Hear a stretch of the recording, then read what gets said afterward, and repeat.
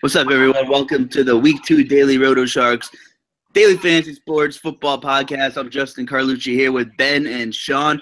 Hey, make sure you give this YouTube video a like and a share. Give us a follow on our Daily Roto Sharks YouTube channel. Week 1 was crazy. I hope all you guys enjoyed our content, whether it was the stuff we've written, some podcasts. All of our guys doing a lot of hard work here. Ben, the sheets look great, man. A lot of great info on there. Make sure everyone checks out those sheets. What's going on, Ben? Hey man, thanks for being here. We love what you did last week with the articles and the podcast you put out. Week 1 was pretty crazy. You know, there was a lot going on, but we'll talk about that more throughout the podcast. Make sure you grab our NFL cheat sheets. They will be free for this week, and then they're going paid. There's a ton of great information on there that will help you with your research process. And we have projections, and we have ownership and all these different tools that you can use, lineup builders, stack builders. So there's plenty going on there. And we definitely recommend checking it out. It's going to be $50 for the season with other pricing options for daily, weekly, and monthly. So make sure you get those. And once again, Justin and Sean, thanks for being here. Hey, Sean, what's up? I know you did a lot of research this week too. So what's going on, man? You ready to talk about some of these plays? Sure, man. Just once again, Ben with the sheets. I mean, he keeps adding stuff on there, and they're free for week 2, so you might as well hop on that while you can. All right. Well, let's dive into it, guys. Let's start with the quarterback position here. We'll start with DraftKings, I guess. Ben, who's on your radar looking at some DraftKings plays? So this week, you know, there's going to be a lot of ownership going to the top options in terms of quarterbacks, right? There's 2 games that are shootouts potentially, and in both of those games, we're looking at elite quarterbacks. So, you know, 4 of the top quarterbacks on the week are all playing in the same game, which is pretty crazy. You know, you have Drew Brees, Aaron Rodgers, Brady, and Ryan. For me, I'm probably looking at Tom Brady as my top quarterback. I mean, he's listed as the top overall salary-wise on DraftKings, but I'd say if we're not considering that, I really love Drew Brees and Aaron Rodgers as well. So my list would probably be Tom Brady for cash, and then the other 2 I'll be sprinkling around all my GPPs. Sean, what do you think DraftKings-wise? I'm on the same boat. I mean, those top 4 guys, like Ben said, I think if you go the next tier down to Winston, Roethlisberger, Rivers, I mean, that makes a ton of sense. Rivers has a good matchup at home against the Dolphins, Winston against the Bears, and then Roethlisberger, a little bit tougher matchup, but I think at home, Roethlisberger, the splits are there for him. He'll have a solid game, and he's good under pressure. And then, believe it or not, Kirk Cousins at 61, I believe, on DK. I mean, his matchup is somewhat tough, but he has not had a single-digit fantasy game in like 17 or 18 games. So you might want to have a little bit of Cousins as well. Yeah, I know you mentioned that statistic last week. So he kept that streak alive against the Eagles? Barely, but yeah. I mean, he just keeps it flowing because he's always throwing the ball. For sure. Looking at FanDuel, a little bit different price-wise with a bunch of these players. I personally think it's crazy that Matt Ryan is like $1,000 cheaper than the other top 2 guys ahead of him. Derek Carr's ahead of Matt Ryan. I understand the Jets are atrocious, and that's a great matchup for Derek Carr. But, I mean, I'm going to take Matt Ryan at home and that shootout for cash on FanDuel all day. I mean, yeah, you know, those guys ahead of him might go off for sure, but you can get some serious bang for your buck with Matt Ryan. I think on FanDuel, I'm really leaning on Matt Ryan for cash. Anything on FanDuel catch your attention, Ben? Yeah, for sure. I don't know if we necessarily need to divide up the sites, but I think when we're talking about the players themselves, like when I like a player, I usually like him on both sites, and I'll specify if I like him on one specifically over the other. And like you'll see that more with running backs and wide receivers. But for the most part, like if I'm using a quarterback, I'm most likely using him on both sites, except for someone like for instance, just staying with the DraftKings real quick before we move on. In terms of what we have on the sheets, looking at it, you know, our number 1 value quarterback is Blake Bortles on DraftKings at 4,400. You know, he's not a great play. He's not a good quarterback by any means, but you get someone for that cheap I think he's definitely worth consideration in terms of just GPP and trying to fit everyone in you can. But obviously, there's some middle tier guys like Sean said. I'm actually on. I like Phillip Rivers on both sides, so I'm definitely with Sean on that. I just basically touched on the top QBs, like who I'm basically going to be locking and loading. And then when it comes to other quarterbacks, there's definitely a few that you can look at. So if I'm looking at what happened last week, if I sort by DraftKings points allowed to quarterbacks, we're looking at Breeze, Brady, and even Jared Goff and Jay Cutler facing Washington and the Chargers. Both those teams gave up 23 fantasy points to quarterbacks. So I think in terms of GPPs, if you're looking for things like that, these aren't very high upside guys, but these are guys who you can help in GPPs and really finding, your Antonio Browns, your Julio Jones, your Le'Veon Bells, like all those top guys. It helps you just fit players in like that. So I'm a proponent of looking in all pricing tiers for quarterbacks. So I like the way that Sean went straight for the middle. Yeah, Sean, I know you like going for value at quarterbacks, often. Talk about some value here if you have anybody on your mind. Yeah, like I said, Rivers at 5,800 is very appealing to me. Bradford, I think he will be throwing a good bit, and people are going to say that that's recency bias. But, I mean, he looks sharp. I mean, he was making throws through small windows, and the Steelers don't necessarily have an elite secondary by any standards. And then if you go all the way down, I mean, I don't know if it was like a fluky week one, but Trevor Simeon's below 5,000, and he should be ready to go. And he might be throwing against Dallas a lot because Dallas might be winning in that game late.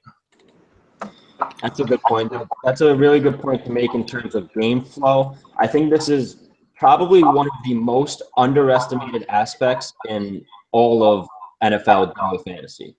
And what I mean by that is projecting what you think is going to happen in the game will really help you to understand why a team, rushes or passes so much and different things like that, right? And one of the things just going along with what he said about why a team might have to pass more if they're down, looking at the numbers from last season against Dallas ran the ball 50% of the time, and their opponents passed 66% of the time against them. So, they like to get a little bit of a lead. They like to start running out the clock, and their opponents pass a ton on them. So, looking at that, we could talk about the receivers later, but I don't mind Trevor Siemian after watching him play last week. So I think Sean makes a good point there with the amount of times he'll have to throw, and considering that he has some pretty elite wide receivers on his team, two of the top guys, and he found a third in Benny Fowler last week. I think he does have more upside than I initially thought for the season.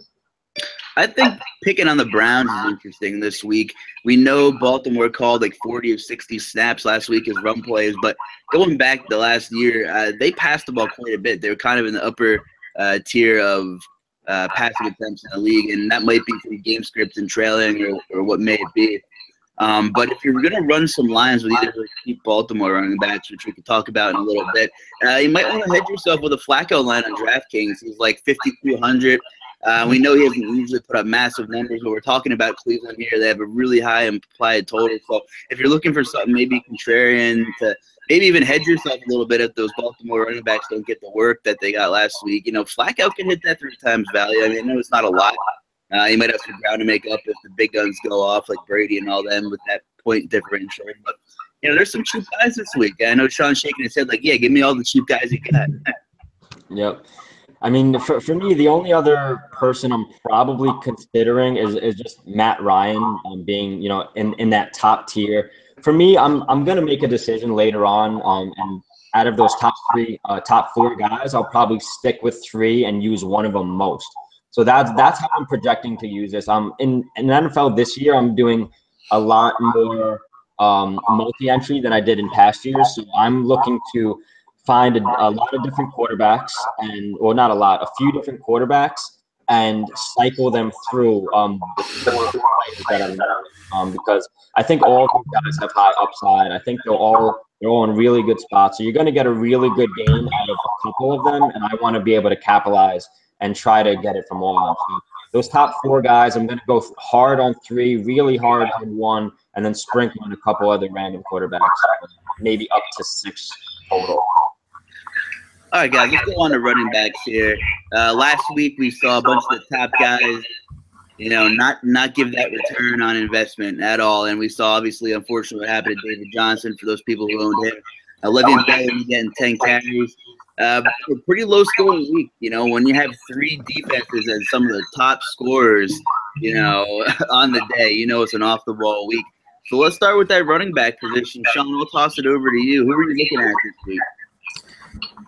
I'm going as my number 1, Ezekiel Elliott at 78, I believe, or 79. He's below $8,000, and I know he's going up against the Broncos, but pretty sure I don't know if Derek Wolf's going to play on the Broncos defensive line, but I mean that game script. It looks like that the defensive line for the Broncos is the weakest point on their defense, and the offensive line for the Cowboys is top 2 or 3 or the best in the league.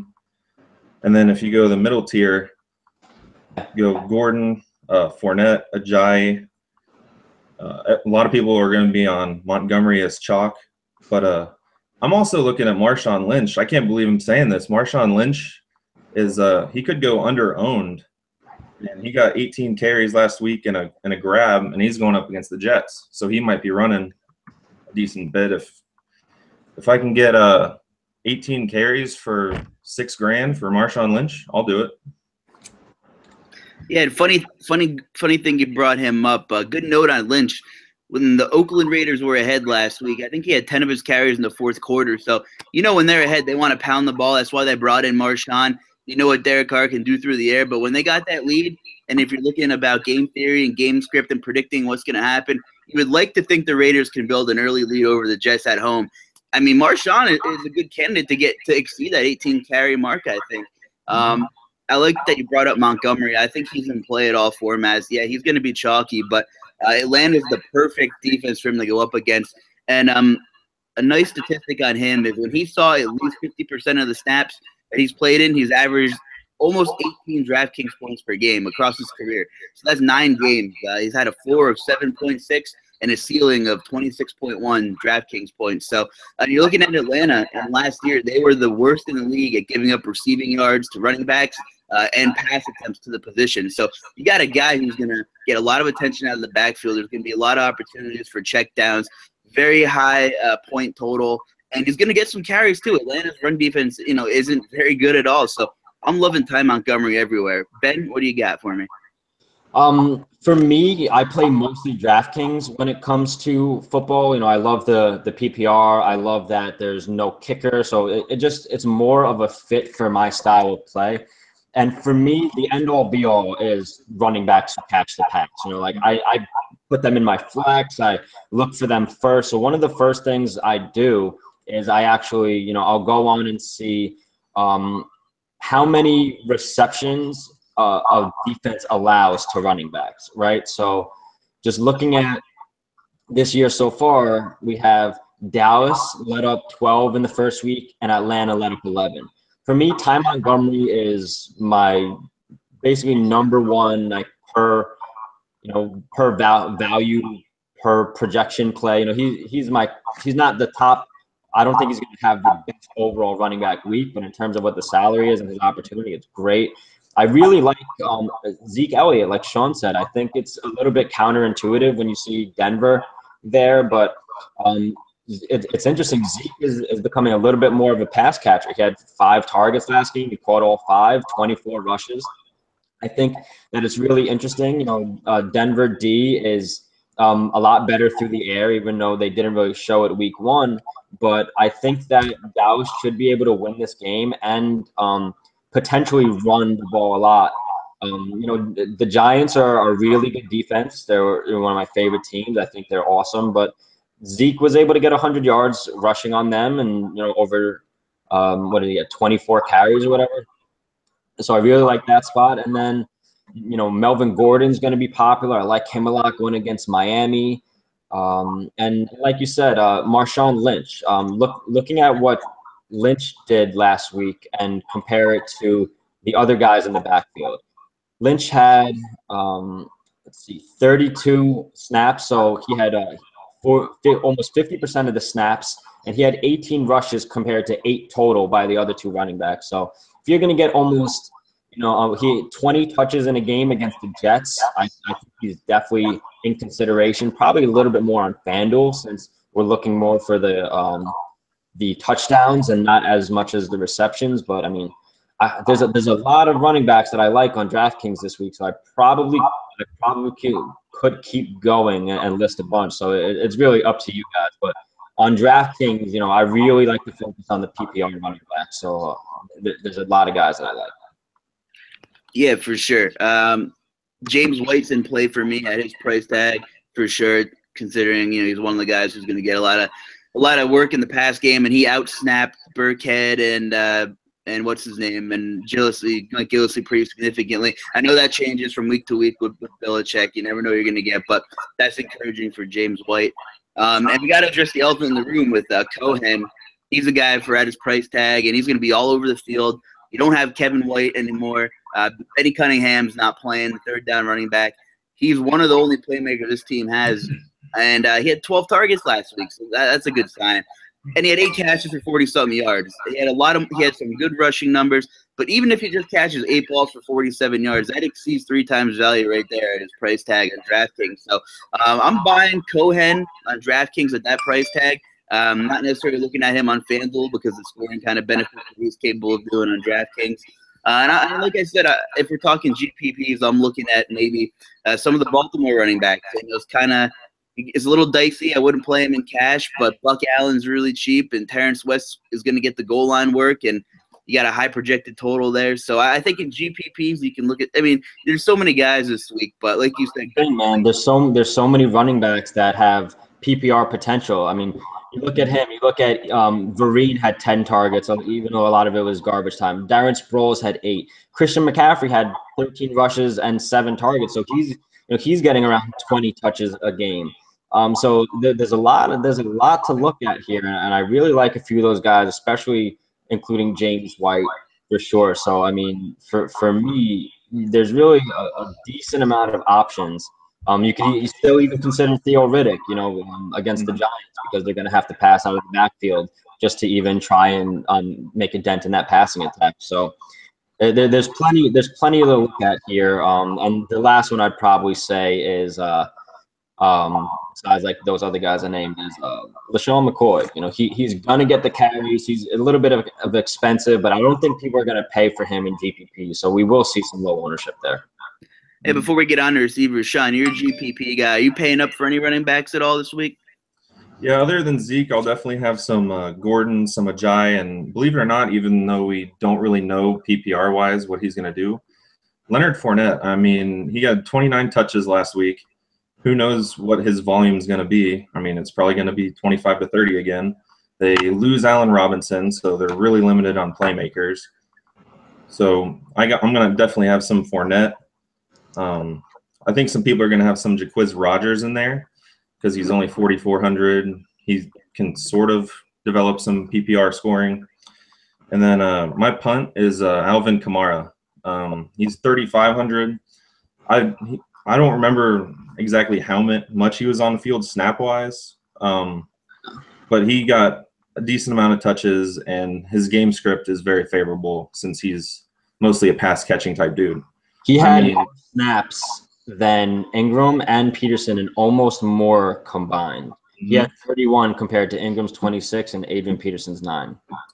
Yeah, and I remember he was even on the field in the first series, and allegedly Peterson's having trouble in that locker room. So we'll see what happens there. I didn't like how we had 9 snaps. I wouldn't either. And one thing before we move on with running backs, I just wanted to mention a new feature that we have on the sheets, and this will help out. I call it opportunity cost. And what I'm trying to look at is who gets the most touches, targets, rushes, whatever it is, based on what their salary is. So looking on DraftKings, sorting by that, It's pretty interesting. It's obviously going to give you more of the value plays first. You could filter out the top dollar ones if you want. But looking at it, we have Tariq Cohen, Carlos Hyde, Paul Perkins, which is pretty interesting at 3.8K on DraftKings. I would have never seen that. CJ Anderson, John Stewart, Forte, Vereen, Abdullah, Cook, Crowell, Gurley, Gordon. So it's an interesting list based on the touches, their targets, and what their salary is. So I think it's something I'm going to be paying attention to big time in terms of DraftKings. I'm moving on to receivers. A lot of high scoring potential this week, so it's going to be an interesting week at that position. Sean, we'll send it over to you first. Who are you looking into at wide receiver? Well, I think mostly that those two shootout games are going to be wildly popular. You know, the Cooks narrative, he's going back home, or not home now, but where he used to be in New Orleans. Michael Thomas. They seem a little expensive to me, but I think you need some shares just because of the potential scoring in that game. But if you look from 5,800 to 6,500 in DraftKings, you have Keenan Allen, Randall Cobb, Demaryius Thomas, Stephon Diggs, Tyreek Hill, and Larry Fitzgerald, all with decent matchups. I mean, it's kind of ridiculous. So, I mean, any of them are very playable. I mean, they can all get 10 to 15 targets, potentially. I saw that Amon didn't practice yesterday, allegedly. So Chris Hogan, even though he's a little more expensive than you would want, he instantly becomes interesting to me. And then Adam Thielen at 5,000, his chemistry with Bradford has been ridiculous since the end of last year to week one. So definitely going to have a lot of Thielen as well. I'm trying to figure out what format to present the information in. You know, I have so much sitting in front of me right now, and there's so much good stuff. It's hard to say what I want to do first. So I think what I'm going to do in terms of wide receivers and tight ends to finish this up, I'm just going to list a couple of the guys based on opportunity cost and a couple of the guys based on something I call sticky hands. It's like a trend tool that I put in. So opportunity cost, on DraftKings, we have Corey Davis, Robbie Anderson, Jermaine Kearse, Randall Cobb, Pierre Garçon, Larry Fitz, Adam Thielen, Mohamed Sanu, and Rashard Matthews. And the reason I'm doing this first is because I feel like I'm not going to get to the value plays because there's so many good plays up top when we do this that I'm going to miss those. So I want to get to that first. And then the sticky hands one, this is something that we saw last week that really helped out and had Thielen and Diggs at the top. And this week, it's Pierre Garçon, Alshon Jeffrey, Jarvis Landry, Devontae Parker, Ted Ginn, Larry Fitz, and T.Y. Hilton. So after looking at that, we obviously know there's going to be some shootouts. We know that Julio Jones is going to be popular. Jordy Nelson is going to be popular. Michael Thomas is going to be popular, but I don't think he should be because Belichick's basically going to scheme everything to stop him. They look for the player who makes the biggest impact on your team. So in that top tier, man, there's a lot of options. So without beating the drum on that, like basically everyone else has done this week, I think we can go back and look at Doug Baldwin. I think may get overlooked at 6,700.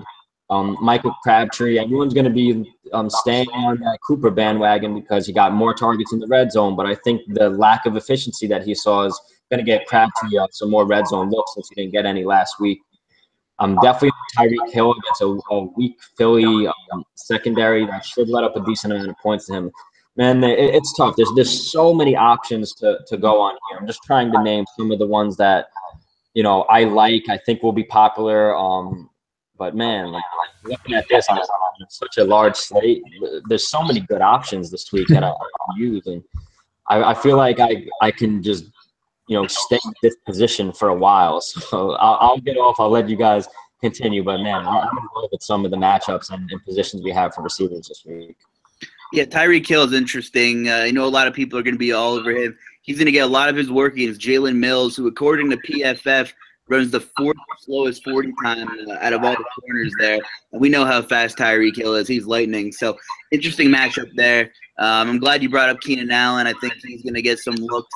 I think over the last 18 full games he's played, he's gotten like 10 targets a game. So the volume there can't be ignored either. But like you said, so many guys are in some good spots. including Larry Fitzgerald. And I know some people might be upset that he didn't kind of go off last week, but he still got 13 targets, and he's going to draw a really good Colts matchup again this week. And they got to get somebody the ball there to make some plays. Let's face it, it's not going to come out of the backfield most likely this week. Sean, you're shaking your head. You like Fitzgerald? Yeah, I'm on Fitz. He's like in that range. Like I said, he's the most expensive guy, and he might be the most unpopular just based on all of that young talent right beneath him. But he had the targets last week, and he's the best player on his offense now. I mean, most likely. And yeah, I forgot to bring up Julio. I mean, I thought that one was that's the biggest play right there of the week. And then yeah, Tyreek Hill with Ronald Darby on the DL or on the IR football. Yeah, you know what it is? It's tough doing this. Because Saturday I usually go through my entire player pool and weed everybody out who I'm not, who I'm definitely not using. So there's so many players here that I can use. I haven't started like completely weeding out my player pool, but we didn't even touch on someone like Marquise Lee, who's going to be the feature guy in a bad Jags passing offense, but at 3,800 on DraftKings. You have Robbie Anderson, who's still the number one at 3,400 over there. In New York, he has Jimmy Curse pushing him, but Eric Decker, he still got 8 targets last week at 60 snaps. I mean, he only caught 3 of them, but he's not going to be talked about. He's going to be a red zone option this week. Sammy Watkins and Cooper Kupp. I'm going against Washington, who led up 33 DraftKings points to wide receivers last week. There's a lot going on here, and so just a heads up for everybody. I'm going to do a Periscope tomorrow, and I'll go through and talk about my player pool that I've slimmed down, because there's so many wide receivers that I see here that I want to use. I'm going to go over what my player pool is. So if you're a guy who plays one lineup, then my take may not help you, because what I'm focusing on is a bunch of wide receivers. I make my player pool, and then I slim out based on the exposures I want. So, I'm not giving you my cash lineup here because there's just so many plays that I want to use. So I'm just prefacing that with why I'm calling out so many guys. But I basically did it in order that I'm going to be using people for the most part. Yeah, interesting thing on that Patriots game, Chris Hogan significantly out-snapped Brandon Cooks last week. And I'm trying to put it together there. Everybody that goes to New England says learning that playbook is a different beast. It's possible maybe he's not 100% up to par. I don't know why he wouldn't want Brandon Cooks on the field more. And we know Hogan was super quiet last week, but especially if Amendola doesn't play. I know you brought Hogan up before, Sean, but I think you really got to take a look at Hogan too. But like you said, Ben, there's so many guys that are in great spots early on. So let's move on to tight end. Let's talk about some tight end. I just want to comment on that real quick, because I think that's an important thing to understand, because this week, everyone's going to be going to that game. There's only a 6-snap differential between the two of them, but Cooks got 2 more targets.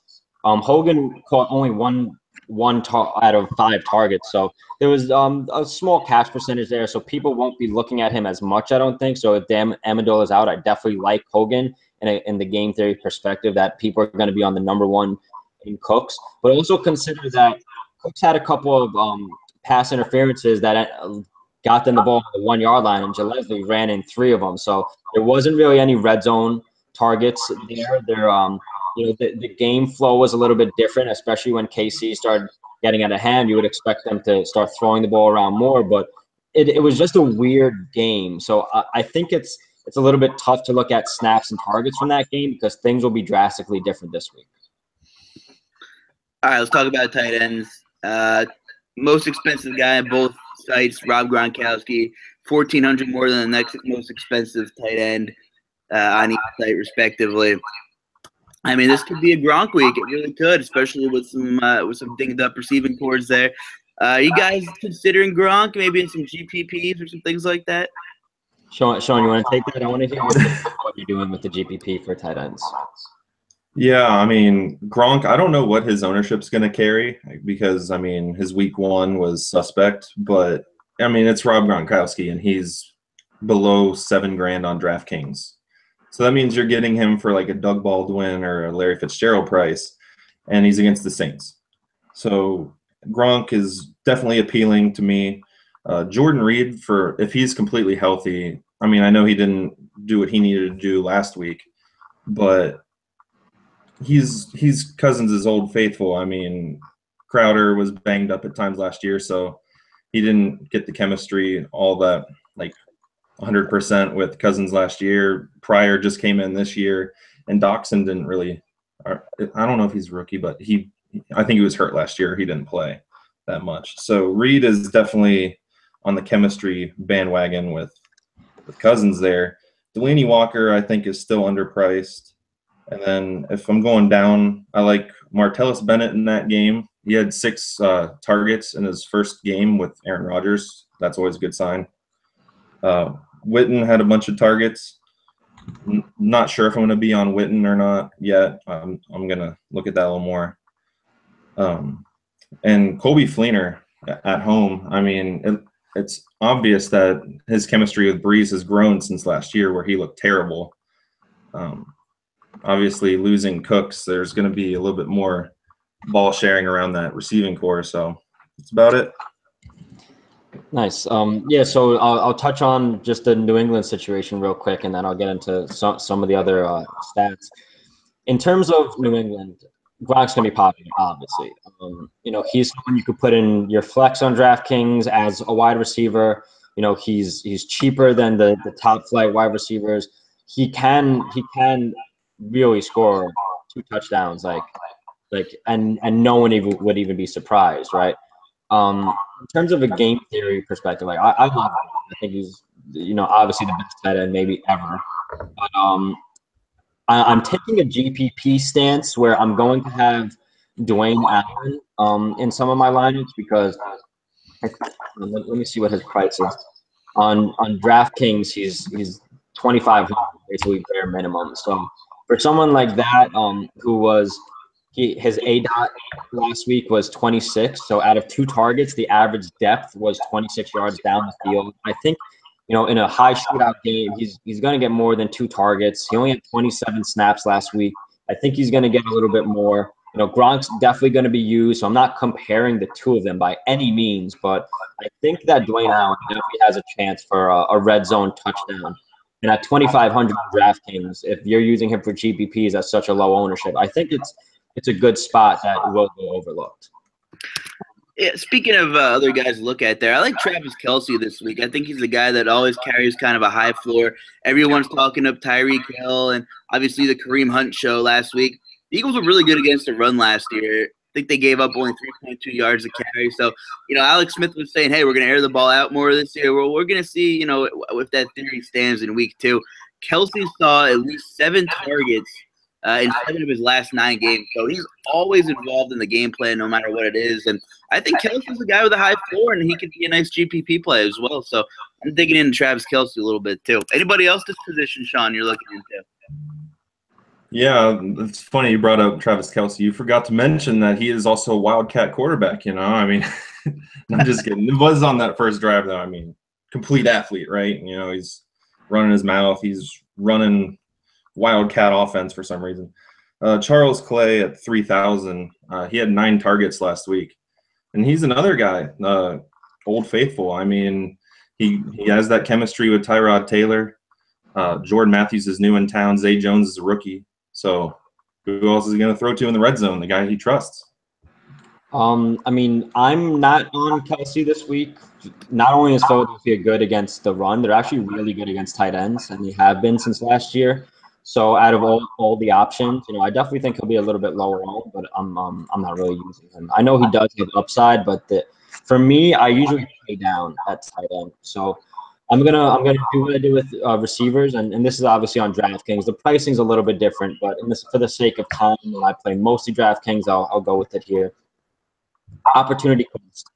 The players who got the most touches based on what their salary is right now. So we have Charles Clay, Jason Witten, Jesse James, someone who I'm going to be on in George Kittle. I think he's going to go way overlooked. He's not a great play. He's playing Seattle, but I think for the targets he got, he got 6 and he caught 5 of them, and he's a big boy. We saw him in the preseason. He's someone who's going to go overlooked. Then you have Zach Miller and Kobe Fleener. Looking at the sticky hands, we see that we have Martellus Bennett. Travis Kelce's up there against Philly, so that's interesting. Kobe Fleener, Jordan Reed, Charles Clay, and Ertz.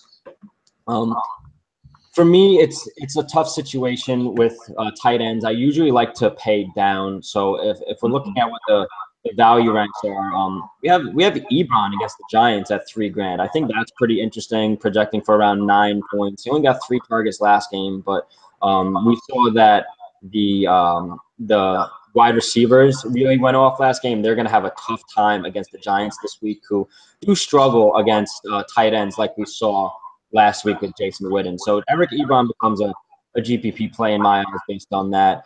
And someone else who I think is going to fly under the radar, and I think for a few weeks will fly under the radar, is Julius Thomas.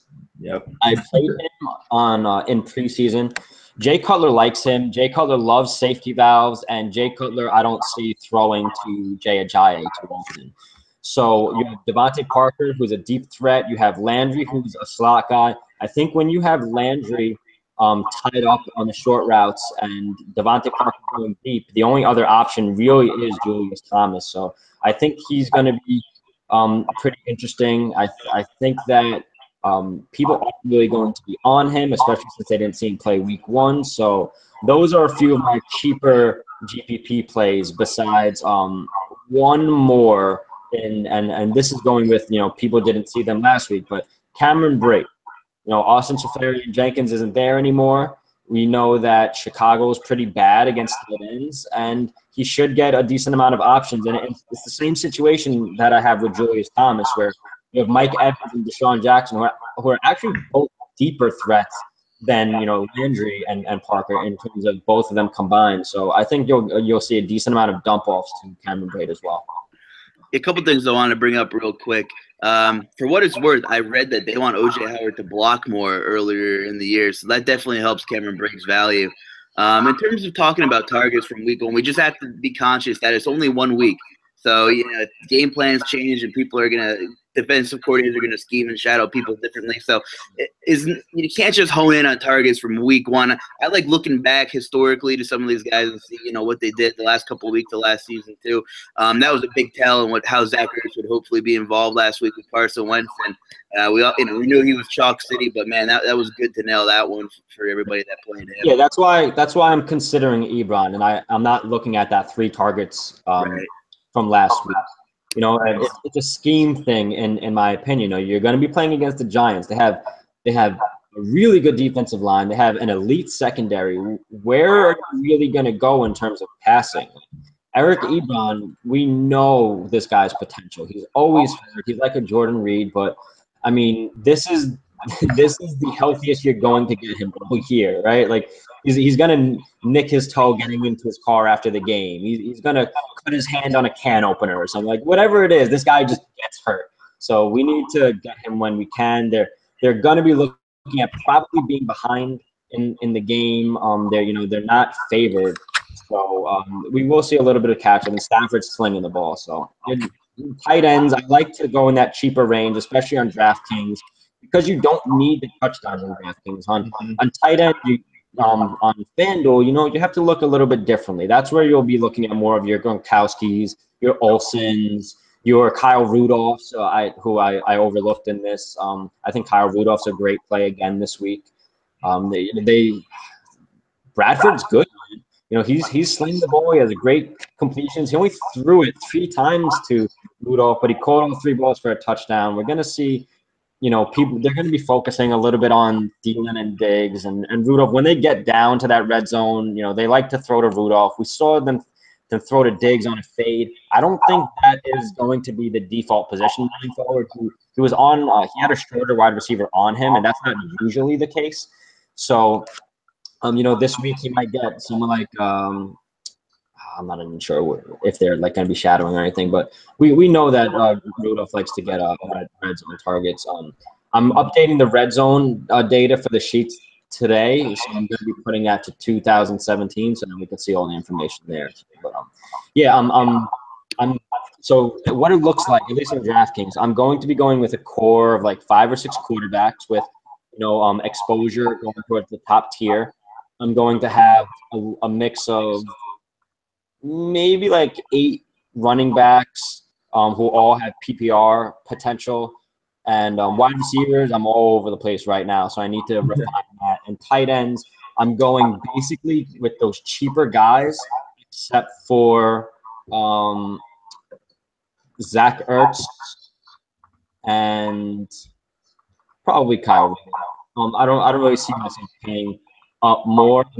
I mean, I'm definitely with Gronk. There's no doubt about it. But he'll probably be in my flex, right? So I mean, I don't know how he'll end up, but I might have, let's say, a Julius Thomas or a Charles Clay or someone like that in my tight end spot. But then, I might have Gronk as basically a 4th wide receiver at 6,900. And by the way, how awesome is that they put him at 6,900, right? Yeah, just enough to get him at that like 30% ownership, right? Yeah, basically. So sneaky going 2 tight ends. We forgot a little bit about Hooper. I mean, like you said, the targets don't necessarily matter for just 1 week, and this is Hooper's first time like getting the nod over Jacob Tamme. Yeah, we overlooked that for sure. And the thing is, he's going to end up in my lineup. So I'm glad you brought his name up. He was on the field 80% of the time last week. Last year or 2 years ago, I made a lot of money using Jacob Tamme because Matt Ryan, he loves his checkdowns. This was before Devontae Freeman and Coleman really got there, but I definitely see Austin Hooper getting a larger role because we've seen what he can do. He's on the field 80% of the time. I don't think you're going to see him get 2 targets. That's definitely going to start trending up. So I'm glad you brought that up. Absolutely. Yeah, we saw his athletic ability. All right, you can go ahead, Justin. I was just going to say it before I forget. Last week, Detroit ran the most hurry-up offense, I think by a considerable margin in the league. So that's something to look at, too. I know as bad as the Giants looked, you can maybe make a case to play some guys on either side of that ball. Obviously, when Chip Kelly was in Philadelphia, everybody was all over those games because it was boom, boom, boom. And obviously, the more snaps you get, the more opportunity presents to all the players in the game. So I want to give some kudos to the new features on the sheets, man. Marvin Jones was a big black sheep, and he found the end zone last week. So what about your boy Marv, Ben? Ben, you know what it is? Like, when I first started playing DFS, everything I did was based on watching the games and just understanding the sport. The more that I've gotten better with programming and web development and everything and just learning how to use data, I'll let the numbers speak for themselves most of the time. That's why you'll see me reading off the sheets and, because I've spent months on this development and like sleep, going to sleep at 5 in the morning, waking up 8 every day, like just putting in work. And so I put in the time beforehand so that when you start running the numbers, everything just kind of pops up the way that I know I want it to be already. So I preface that with saying I try to trust my numbers as much as possible. So seeing something like that, like last week in the 2-game slate, and just to talk about that, I had Bradford, Thielen, Diggs, all of them at the top of the sticky hands and the rocket arm and the black sheep, all of those had all of those guys, and I just didn't trust it enough. So that's one thing I'm going to be focusing on. So if you want to just talk about what we have for black sheep, what it does is it looks at the projection that we have for the player and taking into what their potential ownership would be, and tries to just tell you who's a good play for what their ownership is. And some people that really pop out, the top 2 I'd say in terms of like wide receiver ones is Demaryius Thomas and Jeremy Maclin. I think that's interesting. I don't think anyone's really going to be on Maclin. We know they like to throw the ball a ton. Danny Woodhead's out or potentially out. I'm not really sure exactly what's going on with him. I think he's out, but Maclin, man, he might be the Marvin Jones of this week. He only got 4 targets last week, but he caught a touchdown. I think he's going to be targeted more than 4 times a game moving forward. So We have Demaryius Thomas, Jeremy Maclin, and even Sammy Watkins is up there for Black Sheep. So those are some guys who should be pretty low owned and have the potential for high upside. Yeah, the Baltimore game's really giving me a headache because I just said, it's only 1 week, blah, blah, blah.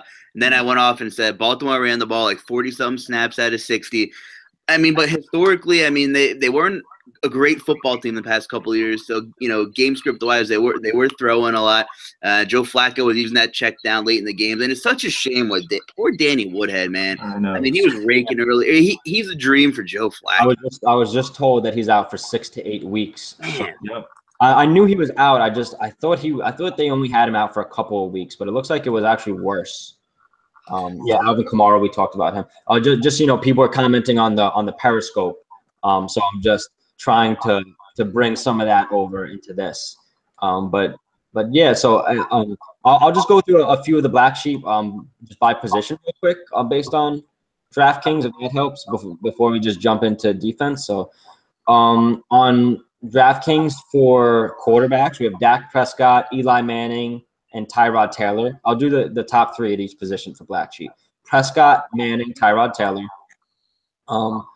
For running backs, it is Isaiah Crowell. Interestingly enough, Chris Ivory. I don't know. That's brilliant. We haven't projected at 7 points. So that's interesting. Maybe he might get in for a touchdown or something, but I'm not going to be big on him. And Latavius Murray as well. So these are guys who are projected to just be super low owned, who are projected to have like 7 points. So let me get into the next tier because this is actually where the starting running backs are. Jay Ajayi, Matt Forte, DeMarco Murray. That's interesting. Matt Forte is not someone I've been really on, but I mean 4,200 low ownership. It's interesting. And then I'll just do tight ends to round this off. So looking at this, we have Jack Doyle pops up there. David Njoku for Cleveland, and Jermaine Gresham for Arizona. So those are 3 probably really low-owned tight ends. See, this is one of the things that I'm not sure how to trust this because those are 3 guys that I never even would have looked at or considered really, except for maybe Jack Doyle. So I'm going to be reconsidering the Black Sheep and seeing how to normalize it a little bit better. So it's not just based on only ownership and projections. So there's a little bit more that rounds it out. But we saw last week that it worked pretty well along with the sticky hands and things like that. So hopefully the trends continue. I woke up late. I'm a little under the weather this week, and I hopped on this pod. And the Brisket, Jacoby Brissett, hopped up in a lot of models I was looking at. Is there any word on him or Tolzien this morning for the Colts? Because, if we're looking at some defenses, I mean, obviously you kind of want to target the Colts because they were atrocious and their line sucks. But are we going to see Tolzien again, do you guys think? Is there any official word on that? I probably wouldn't use either of them anyway, so I'm not even going to waste memory in my brain trying to see who's going to be playing. I mean, playing Arizona isn't as bad of a defense as they looked last week, right? And Indiana's offensive line is just awful. That's what I'm saying.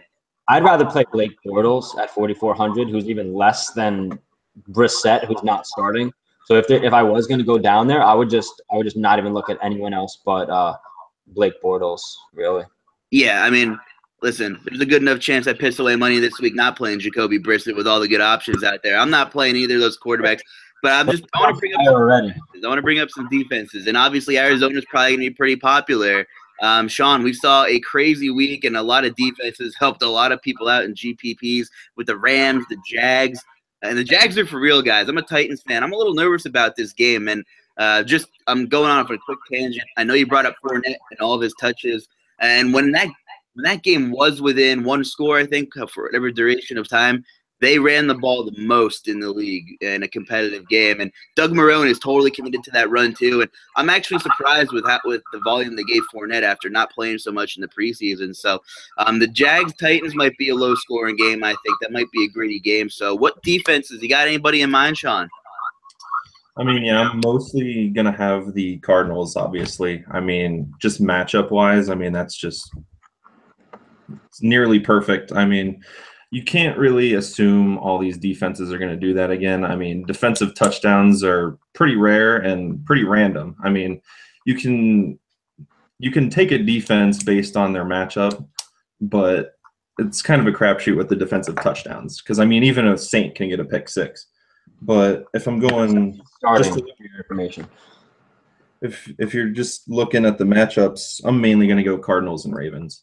I mean, I think that Browns-Ravens game is probably going to be pretty low scoring. I mean, like you said, Buck Allen and Terrence West get a ton of carries, and Crowell's probably going to get a decent amount of carries, and that clock's just going to keep moving. I mean, I don't know if there's going to be a whole bunch of turnovers, but just based on a safe play, I mean, you can go with either the Ravens or the Browns if you want to save money for the Browns. I mean, I don't think they're going to do anything crazy, but I mean, they could get you 5 fantasy points, just to be safe. Yeah, Ben, last week was crazy. Who are you targeting this week on the defensive side of things? You know what's interesting is last week, my player pool didn't do great. I had mostly Carson Palmer in a lot of my lineups. I really thought he was going to have a good week.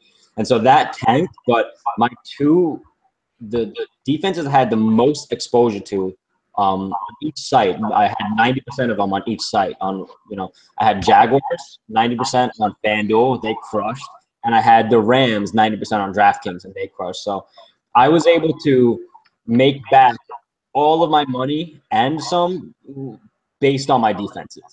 My wide receivers, running backs did pretty good, decent here or there, but it was the defenses that really just carried me everywhere. So thank you for a weird week one and defenses going off. And like I just said, Brissett will be starting against Arizona. It doesn't really change much for me. I think that makes me kind of like Arizona maybe even more because Brissett, he's someone that's going to try and force the ball in and take deep shots. So I think we do see a few interceptions from Arizona there. Baltimore is going to be a pretty easy pick for me. Oh, Bucks playing former Mike Glennon. Nice. Bucks defense. That's an interesting take. They are one of our top defenses in terms of tenacity.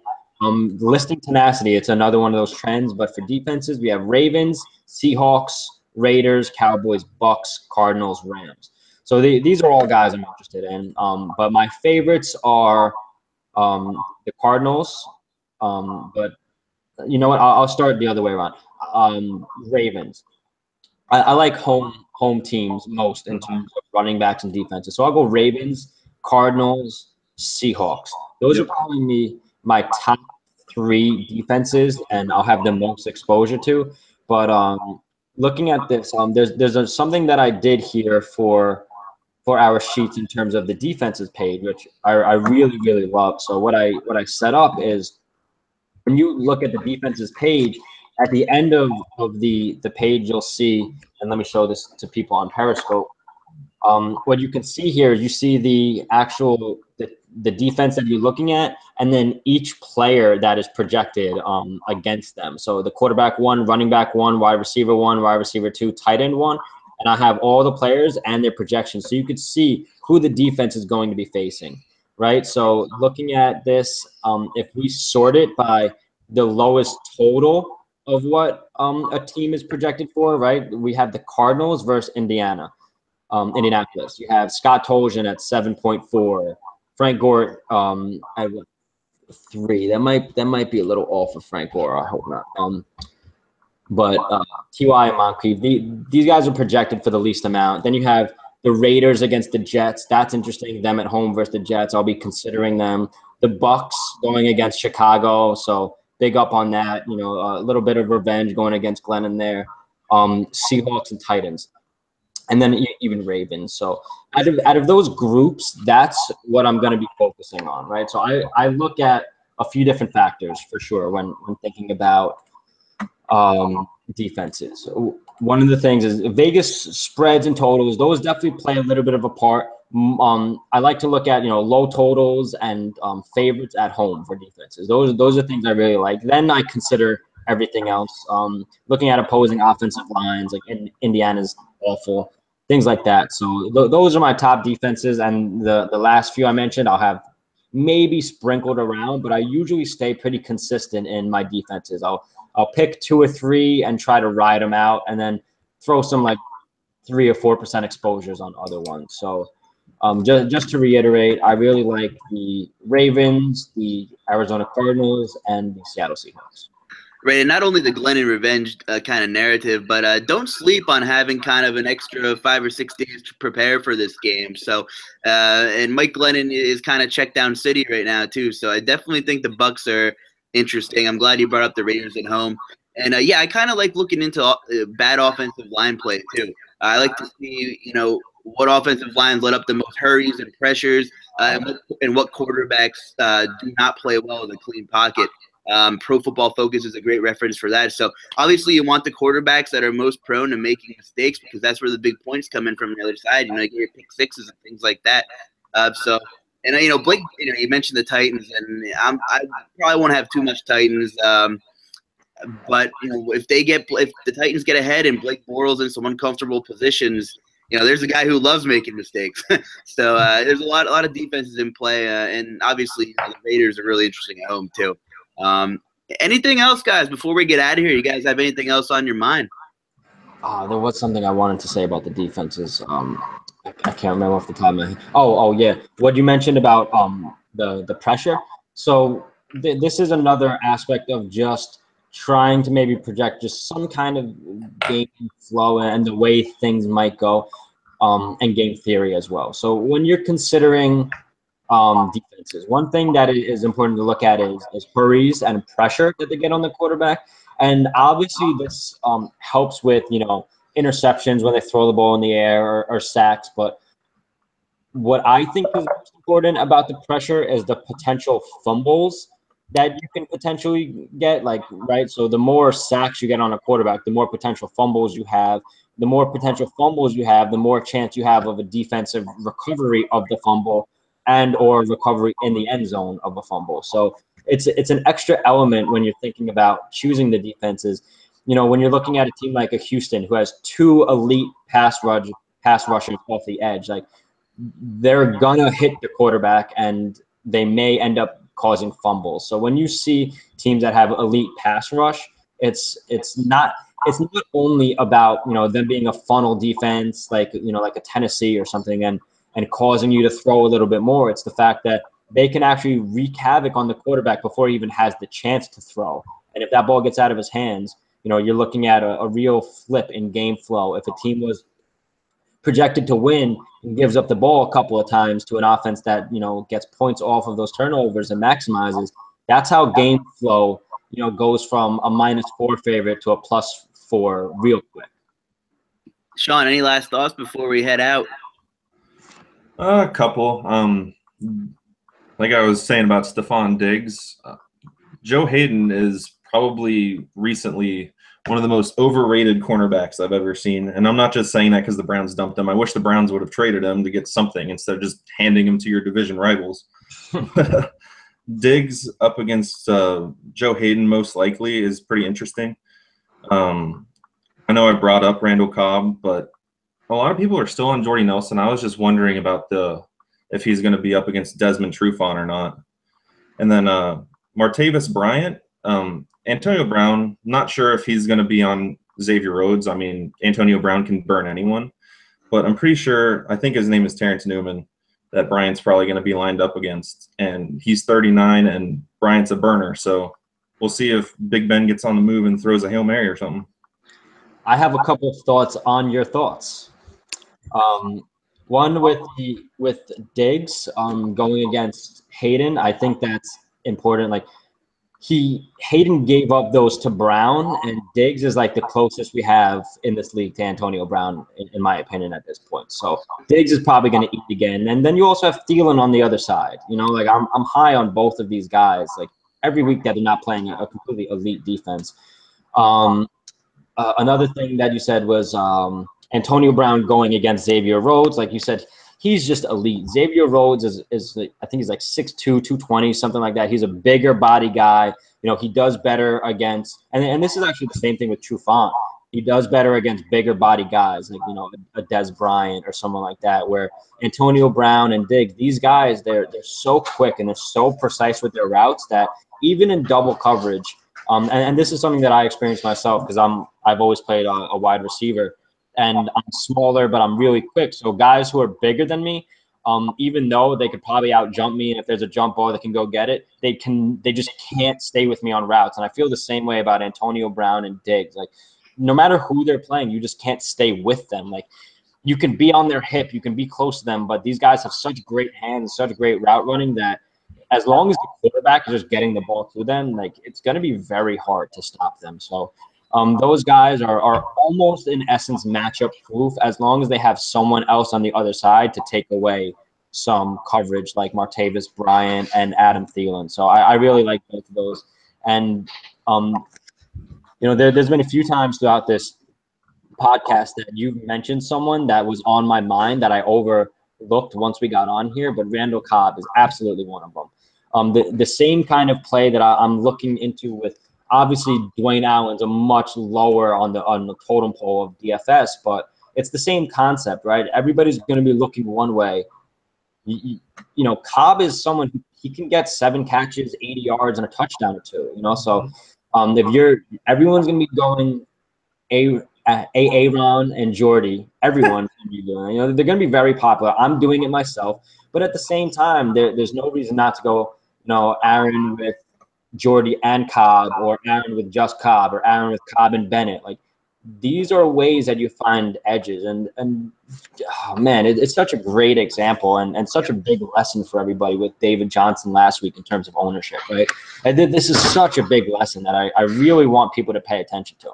Or honestly, even you look at an interesting Green Bay kind of stack, Cobb and Montgomery. Montgomery's going to catch those balls out of the backfield, and who's to say he's not going to sneak in for a check down in the red zone? He doesn't even need a touchdown, especially on DraftKings, right? You don't need one. So all you need is for him to, 18 carries, 6 catches. He can get you 20 points. And last season, I think he got like almost 20 points every game towards the end of the season. But to go along with what I was saying, and I think that's a great example, but just because someone's the best play, the elite play, no, you're not going to win unless you have this person. Like I've heard about like Gronk this week, for example. You're not going to win unless you have this guy. What happens if he gets in a car accident? Or what happens if, he's stretching and, tears a hamstring walking out onto the field, or anything? Putting all your eggs in one basket is so dangerous when you're working with GPPs. It can really pay off, but you have to understand that if you have someone in the same price range, and this is something I was talking about with Sean yesterday, right? You look at a group of people at a certain price range. Who within that price range is going to be lower owned and has the same potential for output? This is extremely important in terms of DFS game theory with GPPs. And I think last week gave people a lesson that they didn't even understand they were learning with David Johnson. That's a good point. And Cobb, I believe he had 13 targets last week against Seattle. I mean, I know that's more of a check down type of game because of all the secondary that the Seahawks have. But I might have some shares of CJ Anderson. It's extremely cheap. I know Charles is probably going to steal like 10 or 12 touches, but we'll see how that goes. And I think it's funny. I started writing my article on Tuesday. I'm probably going to start like Wednesday or Thursday from now on. And I had a Cohen pretty early because I saw the targets and that Kevin White was hurt and all this stuff. But now I'm pretty sure that Jordan Howard's questionable. So, I mean, the cat's out of the bag with Cohen. Right. Yeah, he's going to be very popular. I got some interesting numbers. My bad, Ben. On Antonio Brown. And this is a guy where you can get some great ownership on this week. I just found it on Twitter. I got to give credit. This guy named Scott Barrett posted a chart of top 10 receivers who have posted the most points per reception per target against top 20 graded cornerbacks from 2007 to 2016. Antonio Brown is number 2 on that list. He's averaging 2.05 points per targets. There's only one guy ahead of him. Jordy Nelson's also top 5 on that list. So, there's some devil's advocate to whether or not Desmond Trufant is, shadowing him is how he's going to affect him. So, like you said, Antonio Brown, you're going to get great leverage opposed to everybody's going to be on Julio this week. Let's face it. I don't think it matters, honestly. I think everyone's going to – I stop using everyone because that's not the right way. A lot of people will be thinking that Jordy Nelson can get shut down by Trufant, and I think – the way that they get the ball to him, they scheme him open, right? So they'll make plays just to get Jordy the ball. So I think that's one of the reasons why he's so good against elite coverage is not just him, but Aaron Rodgers. But sticking with what we were talking about real quick about Cobb, and I just wanted to point something out in terms of evaluating players and how they contribute. First of all, Cobb was on the field 63 snaps compared to Nelson's 76, but he got 5 more targets, right? Looking at this, Jordy Nelson, he had a better game because of the touchdown, but Cobb had 2 more catches.